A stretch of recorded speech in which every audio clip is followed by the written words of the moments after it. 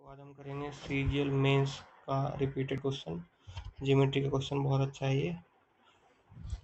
In triangle ABC, एक triangle बनाएंगे ABC, उसमें जो बाइसेक्टर है एंगल बीएसी का, वो बीसी को डी पे इंटरसेक्ट करता है, और जो सर्कम सर्कल एबीसी है उसको ई पे इंटरसेक्ट करता है।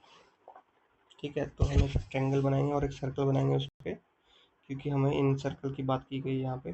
ठीक है, तो जो एंगल बीएसी का बाइसेक्टर है, बीएसी का जो एंगल है उसका जो बाइसेक्टर है वो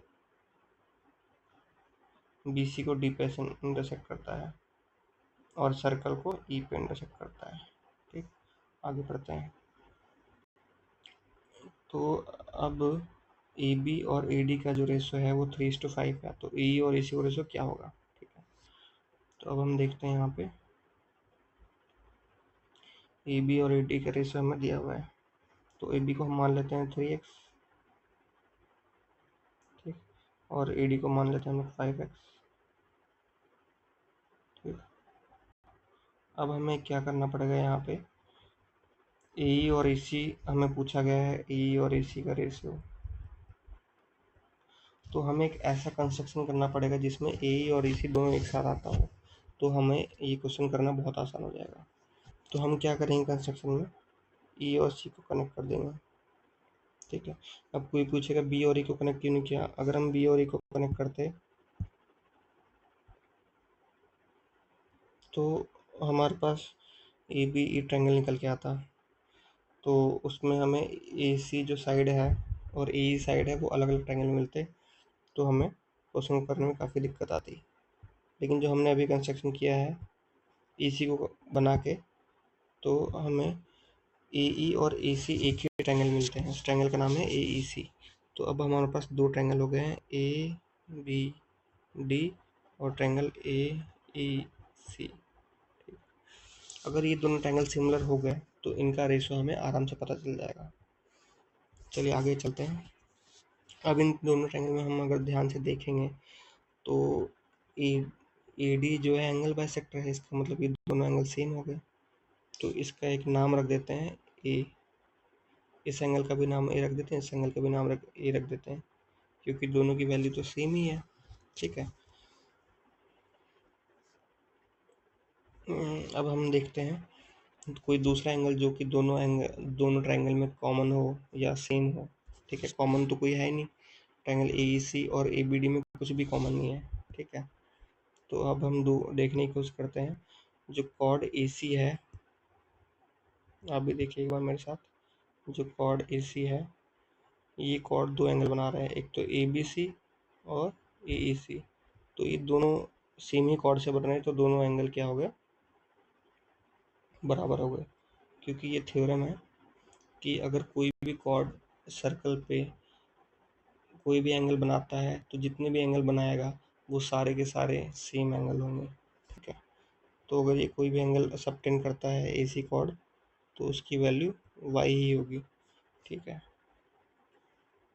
मैं इसको आपको इमेज से बना देता हूँ कि अगर एक कॉर्ड है और ये कहीं भी एंगल सबटेंड करता है तो सबकी वैल्यू सेम रहेगी। ठीक है, सबकी वैल्यू सेम रहेगी। ठीक, इसको अब जाके देख लीजिएगा थ्योरम को। अब चलिए आगे चलते हैं। तो एंगल बी, इसका हम नाम दे देते हैं एंगल बी। क्या नाम दे, एंगल बी दे देते हैं। इसका भी एंगल क्या हो जाएगा, इसकी वैल्यू भी एंगल बी हो जाएगी। ठीक है, अब हमारे दोनों ट्रायंगल में दो एंगल हमें मिल चुके हैं जो कि दोनों सेम है। बचा हमारा तीसरा एंगल, तो तीसरा एंगल अपने आप सेम हो जाएगा। क्यों, क्योंकि ए और बी का सम दोनों में सेम है, और तीनों एंगल का सम कितना होता है, 180 डिग्री। तो इस ट्रायंगल ए बी डी में अगर हम तीसरा एंगल निकालने की कोशिश करें तो 180 माइनस ए माइनस बी, और ए ई सी में भी जब हम तीसरा एंगल निकालेंगे तो वहाँ भी सेम रूल फॉलो होगा, 180 माइनस ए माइनस बी, तो दोनों की वैल्यू सेम आएगी हमारी। ठीक, तो इसका मतलब हमारा जो एंगल ए डी बी है, मैं इसको दूसरे कलर से कर देता हूँ आपके लिए, समझने में काफ़ी आसानी होगी। जो हमारा एंगल ए डी बी है और एंगल ए सी ई है, ये हमारे बचे हुए दोनों एंगल जो हमें सिमिलर नहीं हुए, ये दोनों अपने आप सेम हो जाएंगे। इनका नाम रख देते हैं हम लोग जी। ठीक, तो एंगल जो जी है दोनों में वो हमारा सेम है। तो अब हम देख रहे हैं कि ये दोनों ट्रायंगल हमारे सिमिलर हो गए हैं। क्यों हो गए हैं? क्योंकि हमारे जो 3 एंगल हैं वो दोनों ट्रायंगल में सेम है। तो ट्रिपल ए रूल से ये एंगल सेम हो गया है। ट्रिपल ए रूल के ये कहता है कि अगर कोई ट्रायंगल है, एक अच्छा डायग्राम बनाता हूँ आपके लिए। एक ट्रायंगल है ABC मान लो, और दूसरा ट्रायंगल भी है, और अगर दोनों ट्रायंगल के जो एंगल्स हैं वो अगर सारे के सारे सेम हैं तो ये दोनों ट्रायंगल हो जाएंगे सिमिलर। ठीक, अगर ये एंगल 30 है, ये एंगल 40 है, ठीक है, सॉरी, अगर ये मान लो ये एंगल 50 है, ये 40 है, ये भी 50 है, ठीक है, और ये 80 है, तो ये भी, और ये भी 50 है, ये भी 50 है, ये भी 80 है, तो ये दोनों ट्रायंगल जो है सिमिलर होंगे, सिमिलर, लेकिन कॉन्ग्रुएंट नहीं होंगे। कई बच्चे कंफ्यूज जाते हैं। कॉन्ग्रुएंट मतलब होता है कि वो ट्रायंगल बिल्कुल ही एग्जैक्ट है।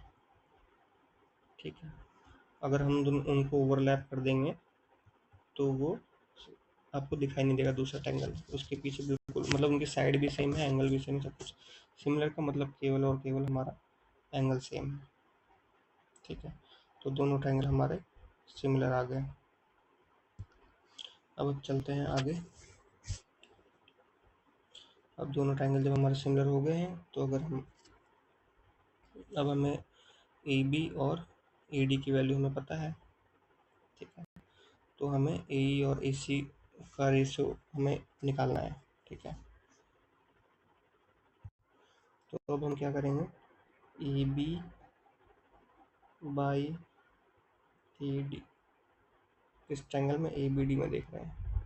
अब हम AEC में कौन सा साइड देखेंगे जो इसके स्थान पे है। तो AB जो साइड है वो है G के सामने। ठीक, तो यहाँ पे G के सामने कौन सा साइड है, AE। ठीक, और इसी प्रकार जो हमारा AD है वो B के सामने है। यहाँ पे B के सामने कौन सा है, AC। तो ये जो है G के सामने है, एंगल G के सामने, और ये जो है ये एंगल B के सामने है। ठीक है, तो इनका रेशियो हमारा सेम आ जाएगा। AB बाई AD का रेशियो क्या है हमारे पास, 3/5। तो AE और AC का रेशियो क्या आ जाएगा हमारे पास, 3/5। ठीक है, तो आशा करता हूँ कि आपको समझ में आया होगा। तो जब भी हमें इस टाइप के क्वेश्चन दिखे तो अगर हम इसको थोड़ा और सोचने की कोशिश करें कि एंगल के सामने जो साइड है उनका रेशियो हमें सेम रहेगा। जी के सामने हमारे AD में ABD ट्रायंगल में AB है, और AEC ट्रायंगल में AE है। ठीक है, और एंगल B के सामने AD और AC है। उसी प्रकार जो एंगल A के सामने है वो हमारा BD और EC है। ठीक है,